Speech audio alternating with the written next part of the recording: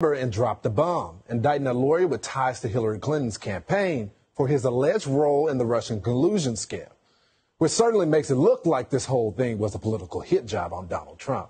And all of these Democrats and journalists were either in on it or dumb enough to believe it. The president is a Russian operative. Russians offered help. The campaign accepted help. The Russians gave help. And the president made full use of that help. This cloud about collusion with Russia will hang over him no matter where he stands. The evidence is pretty clear that there was collusion between the Trump campaign and the Russians. It does look like collusion. It does look like he's listening to Putin more than he is American intelligence. We're about to find out if the new president of our country is going to do what Russia wants. The presidency is effectively a Russian op. Right. When in reality, it was all smoke and mirrors to distract from the real collusion which was happening between the Clinton campaign and the DNC and Russia, of course.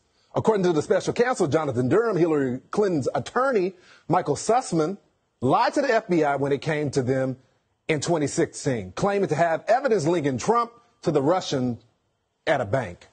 Sussman claimed it was a tip from an anonymous cybersecurity expert who had nothing to do with Hillary Clinton, even though he worked for her. Total coincidence, sure.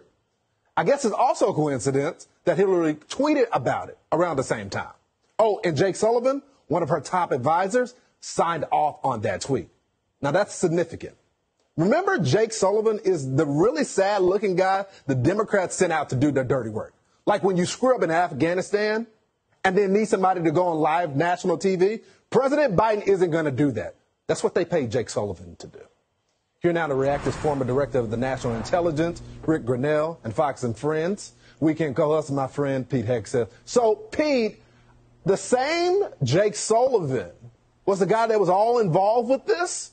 Is that shocking to you? Well, no surprise. No, because the ones that were there in 2016 are the ones that are in the White House right now. No surprise. And this is all indicative of exactly how Washington, D.C. works. You use a really fancy law firm like Perkins Coie to launder all your dirty work, and then you send someone to the FBI, and in this case, he made the mistake of lying and misrepresenting who he was. But that's how they do it. They do it in order to trigger an investigation. You know what happened? You mentioned the Hillary tweet. Just a few weeks after this, the New York Times has new reporting that the Trump Organization is under investigation for potential ties to a Russian bank. That's all they want. The dust cloud, the smoke of investigations reported in the New York Times doesn't have to be true, doesn't have to be real. And we all know none of it was true, none of it was real. But they use their connections in the FBI through the filters of the lawyers. This is the exact same time the Steele dossier was coming together. Hillary Clinton and the DNC. And Michael Sussman's the one that got caught. Mm-hmm. Now, the question is, a tree falls in the woods and no one's there to hear it. Does it make a sound? No one else is going to report on this. And does it lead to more from Durham? Haven't seen much yet. So, Rick, did he get caught, or did you warn them all about him when you were in the DNI?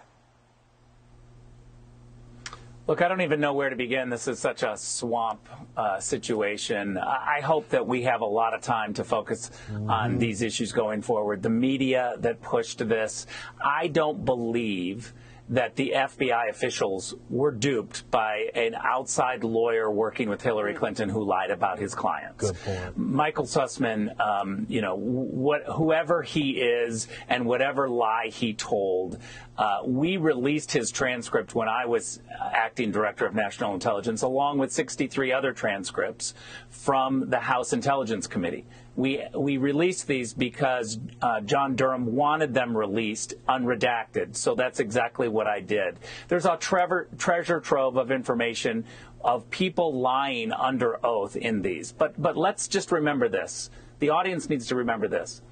The inside the FBI, the Russian collusion investigation continued, not because some lawyer lied to them about who he was working for, because the FBI leadership knew this information was wrong. They knew it was made up. They continued the investigation because it would help Hillary Clinton.